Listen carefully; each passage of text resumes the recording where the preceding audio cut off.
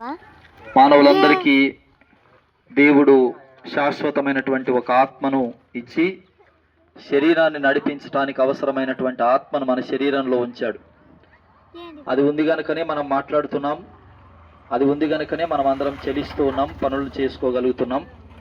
అయితే ఒక విషయం గుర్తించాలి, ఏదో ఒక దినాన దేవుడిచ్చిన ఆత్మ ఈ శరీరాన్ని వదిలిపెట్టి వెళ్ళిపోతుంది కనుక ఆత్మనిచ్చిన దేవుడు ఎవరు, ఆయన మనకేం చేస్తాడు అనే వాస్తవాన్ని మనం గుర్తించాల్సిన బాధ్యత మన పైన ఉంది. అయితే ఒక మాట మీకు నేను చెప్పాలి. 2000 సంవత్సరాల క్రితము ప్రభు అయిన యేసుక్రీస్తు పరలోకము నుంచి ఈ లోకానికి వచ్చి మనందరి పాపముల నిమిత్తమై ఆయన మరణించి సమాధి చేయబడి తిరిగి లేచి మరలా మన కొరకు రాబోతున్నాడు. అట్టి యేసు ప్రభునందు మనమందరం విశ్వసించగలిగితే మనం కూడా మరణించిన తర్వాత అమూల్యమైన శరీరాలతో మరణించిన తర్వాత ఎప్పటికీ నాశనం లేనటువంటి గొప్ప మహిమ కలిగినటువంటి శరీరాలతో మరలా మనం తిరిగి లేస్తాం. మనం తిరిగి లేస్తామని చెప్పటానికి యేసు ప్రభు యొక్క జీవితమే ప్రత్యక్ష ఉదాహరణ.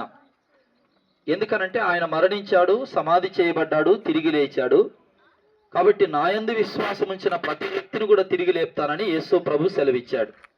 అందుకని ప్రభు పలికిన మాట, నాయందు విశ్వసించినటువంటి ప్రతి వ్యక్తిని నాయందు విశ్వాసం ఉంచిన ప్రతి వ్యక్తి ఎప్పటికీ మరణించడు అనే వాస్తవాన్ని యేసు ప్రభు సెలవిచ్చాడు. మానవునికి దేవుడు 60 సంవత్సరాలు 70 సంవత్సరాల జీవిత కాలాన్ని ఏర్పాటు చేశాడు. ఈ కాలాన్ని ముగించుకొని మనం వెళ్ళాలి. అయితే ఎక్కడికి వెళ్తాం అనంటే, ప్రపంచం మనకి ఇప్పటి వరకు అబద్ధాలు నేర్పింది. మట్టికి మట్టి, గాలికి గాలి, అంతకు మించి ఏమీ లేదు అని అబద్ధాన్ని మనకు నేర్పింది. కానీ బైబిల్ గ్రంథం సెలవిస్తుంది, యేసు ప్రభు సెలవిచ్చాడు, మరణించిన తర్వాత దేవుడు నిర్ణయించిన నెమ్మది పొందే స్థలము, యాతన పెట్టబడే స్థలం, 2 స్థలాలకి మనం వెళ్తాం. యేసునందు విశ్వాసం ఉంచితే నెమ్మది పొందే స్థలానికి మనం వెళ్తాం. యేసుక్రీస్తునందు విశ్వాసం ఉంచకపోతే యాతన పెట్టబడేటటువంటి స్థలానికి మనం వెళ్తాం.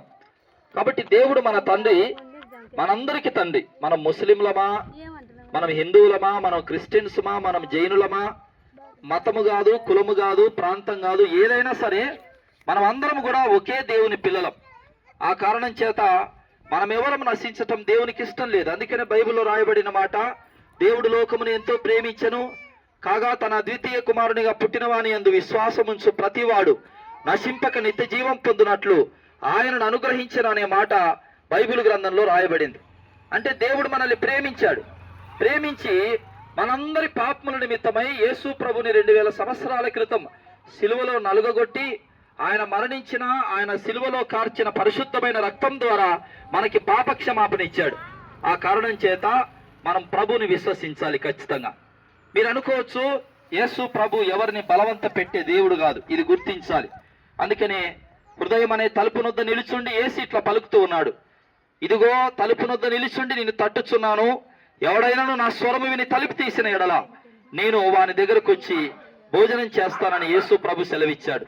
కాబట్టి మీరందరూ కూడా యేసు క్రీస్తునందు విశ్వాసం ఉంచి ప్రభువైన యేసుక్రీస్తుని సురక్షకునిగా, దేవుని కుమారునిగా అంగీకరించి పరలోకపు ప్రాప్తిని పొందుకోవాలని ప్రభు పేరట మనవి చేస్తూ సువార్తను ముగిస్తున్నాం. ప్రార్థన చేసుకుందాం. పరిశుద్ధుడా, స్తోత్రాలు. మరొకసారి ఈ ప్రాంత ప్రజల నిమిత్తం ప్రార్థన చేస్తూ ఉన్నాం. వినబడిన మాటలు నిష్ప్రయోజనం కాక యేసు ప్రభువు నందు విశ్వాసం ఉంచి పరలోకం కొరకు ఈ ప్రజలు సిద్ధపడినట్లు సహాయం చేయమని లోకరక్షకుడైన యేసునాథుని పేరట ఈ ప్రార్థనను సమర్పించి వేడుకొనుచున్నాం తండ్రి. ఆమేన్.